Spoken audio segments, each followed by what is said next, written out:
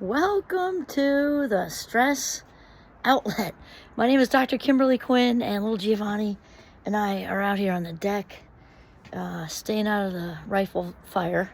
And what we wanted to talk about today is confirmation bias, though, as it sort of affects the individual going to events, because that's true all the year round, not just in the holidays. But since the holidays are upon us, we thought we'd talk about it now. And again, true for all the time.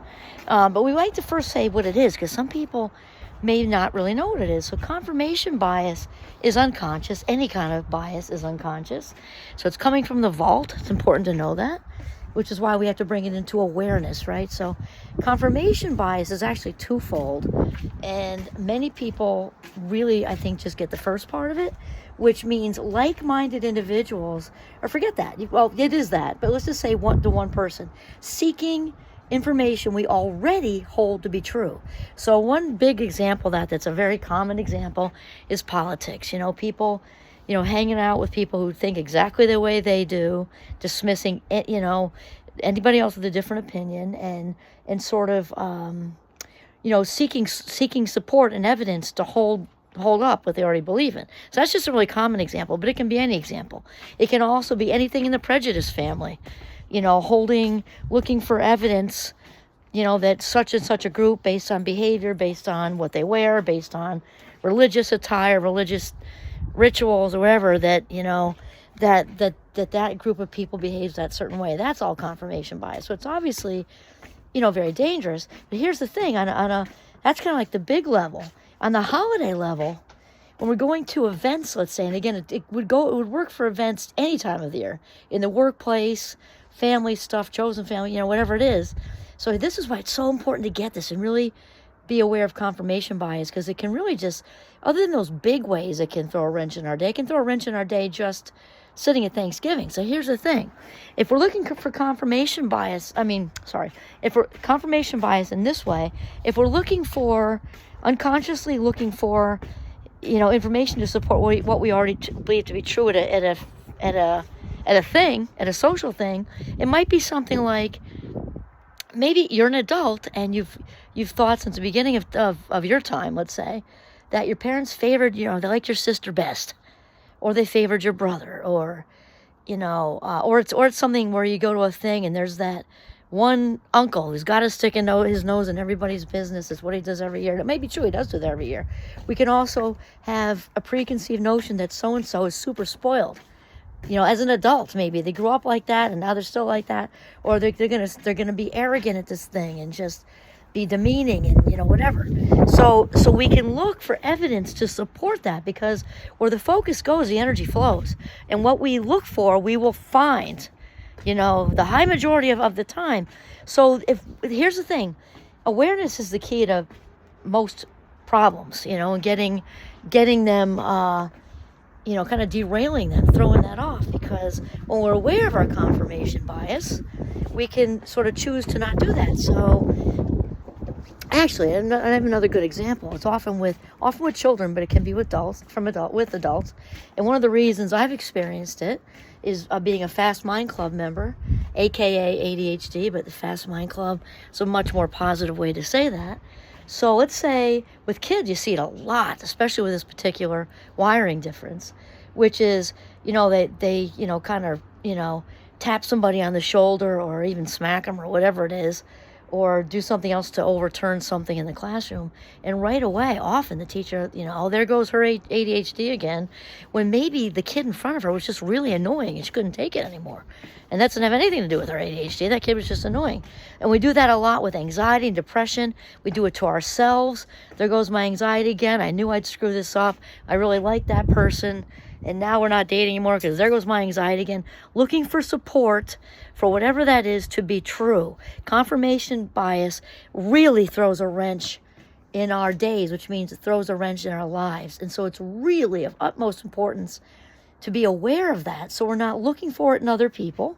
It doesn't mean that person isn't arrogant or spoiled, or they really were favored by your parents. It just means we don't want to go looking for evidence to keep making it bigger and stronger, so that our feelings get bigger and stronger. We'll walk around with big feelings, at Thanksgiving, and big feelings at Christmas or Hanukkah, they're taking away from our experience. That's the whole point.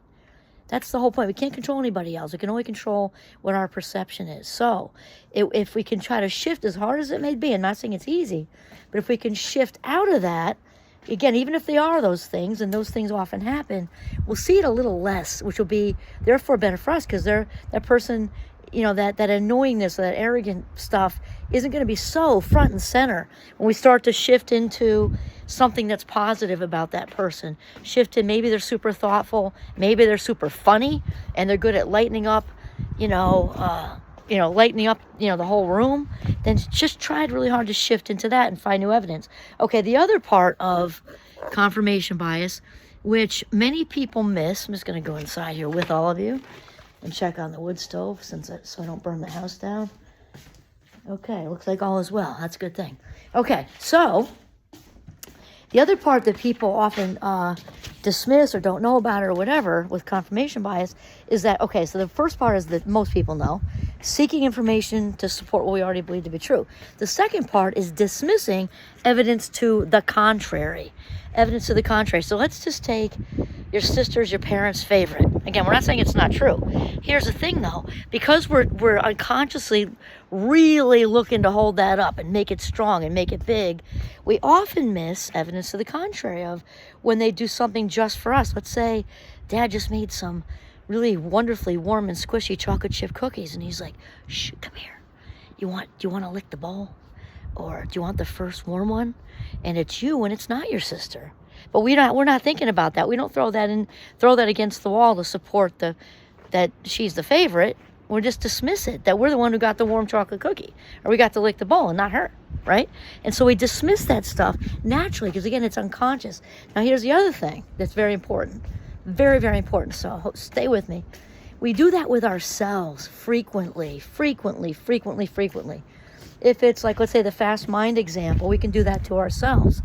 So for me, I've been a work in progress with interrupting. It's hard. I mean, I'm wired for being impulsive, and I've gotten way better with it at Fabulous 59.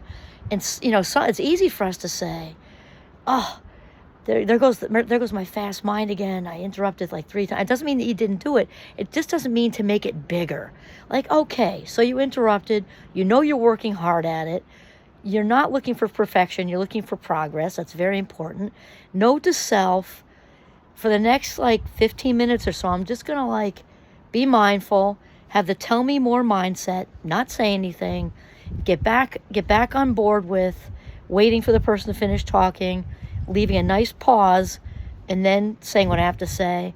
So rather than beating myself up, to just make that shift, take a little quiet time, nobody else is noticing but me, because you're not trying to prove a point, not being quiet for hours. Just, taking some mental time to regroup, breathe, pause, and then respond, rather than, there goes my fast mind again. I've had this my whole life. Big, and then big feelings and big feeling down about myself. No, that's all confirmation bias.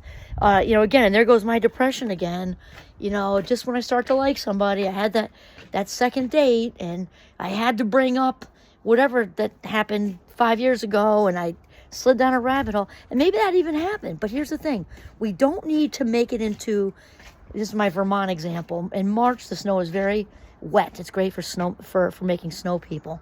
So you make snow people, you make the big snowballs, right? So we don't want to make those feelings into heavy, wet snowballs. So when we push them downhill, they get bigger and bigger and bigger. That's unnecessary. It might be I did interrupt. It might be that you did bring up something on a second date that maybe could have waited till you had, a closer, more intimate relationship. Maybe that would have been a better time. Okay, but you can't unring a bell, so let it go. We don't need to push it downhill, let it get bigger, bigger, bigger, which then turns our feelings into bigger, bigger, bigger, bigger, which then has people reacting to our big feelings, and that typically makes their feelings bigger. So it is basically a snowball rolling downhill. That is largely created by something called confirmation bias. So once we are aware, a good friend of mine says that we cannot do what we do not know, right? We can't do what we don't know.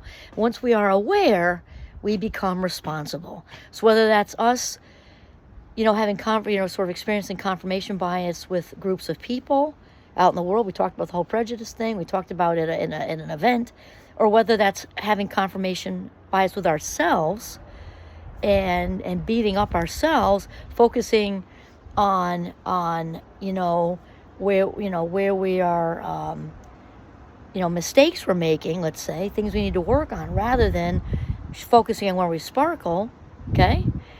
Once we become aware of that, then we become responsible to ourselves, really first, because that makes us better able to be loving and kind to other people, and responsible for others. First, we've got to get it. Can't do what we don't know. So confirmation bias is something to really get a handle on in general in life, or in life in general. And when the holidays, obviously we're thrown together with lots of people, many of whom we may love and like, and some maybe not so much. And to look at that as a challenge, like, go me. You got through the thing. You didn't just get through it. You actually enjoyed yourself, because you shift your focus on maybe to an entirely different person who's easier, or you stayed with that person who's a little snarky, and you chose not to focus on the snark, but to shift into a place where they sparkle. Everybody's got something. Might be a much deeper dig for some people, but I must say most people have a nice sparkle. So that's it. Be aware of confirmation bias, and flip the script on your day. You flip the script on your days. You flip the script on your life, and it's all right here. It's all intentional. Have a good day.